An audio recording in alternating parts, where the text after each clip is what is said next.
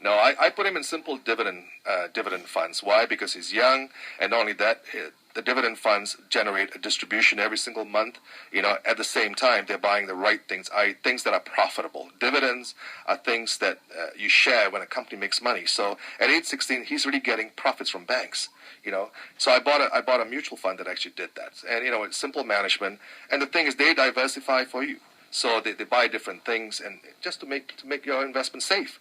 And that's what you want to do. Keep your investment safe and make sure it's making money. So, marami ho sa atin nagkuguluhan. Ano ba yung mga investments yan? Saan ba ako pwede mong ganyan? Sabi nga nila, diversification ang susi ng pag-unlad. Na huwag nyo lang ilalagay ang pera nyong pinaghirapan ng ilang taon sa isang negosyo, sa isang investment dahil hindi nyo malaman kung anong mangyayari doon. Wala akong talagang sure thing na investment dito.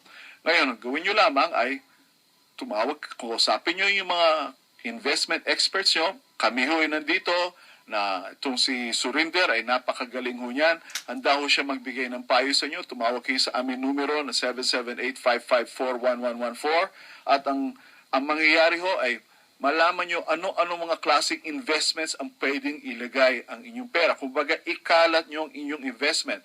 Kumbaga, sample lamang, ilagay nyo sa 10 klaseng investment na kung bumagsak man ang isa o dalawa, hindi naman sigurong lahat 10 babagsak ang investment nyo.